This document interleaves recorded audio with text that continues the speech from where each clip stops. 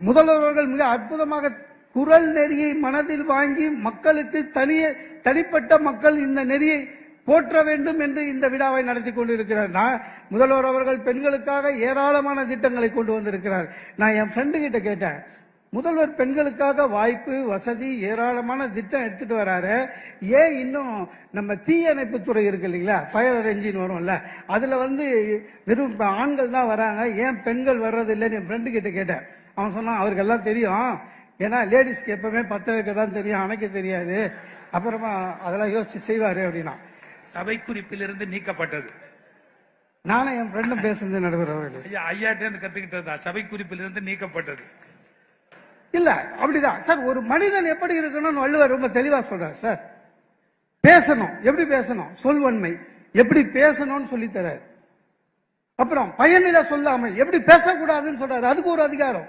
நம்மால் நிறைய பேருக்கு இன்னும் பேச்சே தெரியாது சார், அர்த்தம் இல்லாம பேசுவோம்.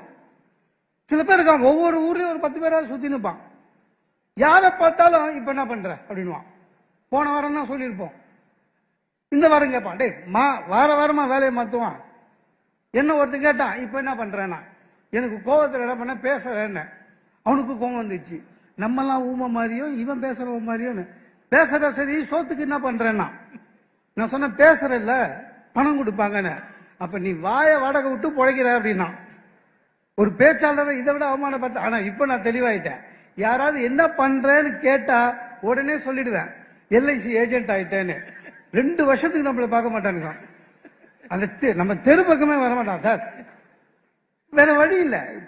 ஒரு தனி மனிதன் எப்படி இருக்கணும்னு சார் வள்ளுவர் மாதிரி தனி மனிதனுக்கு வித்தியாசமா சொல்லி கொடுத்தது யாருமே இல்ல சார்.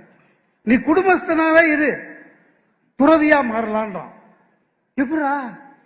ஒண்ணு இல்ல, கோபத்தை விட்டு விடு, நீ துறவி.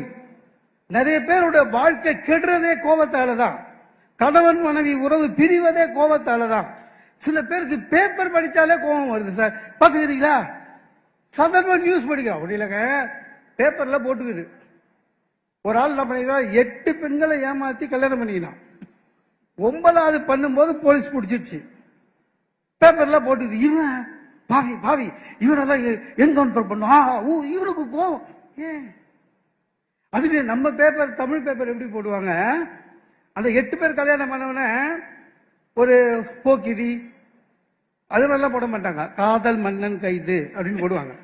அது படிக்கும் போது நம்மளுக்கு கூச்சமா இருக்கும், நம்மளாம் வேஸ்ட் இல்ல, காதல் மன்னன் கைது.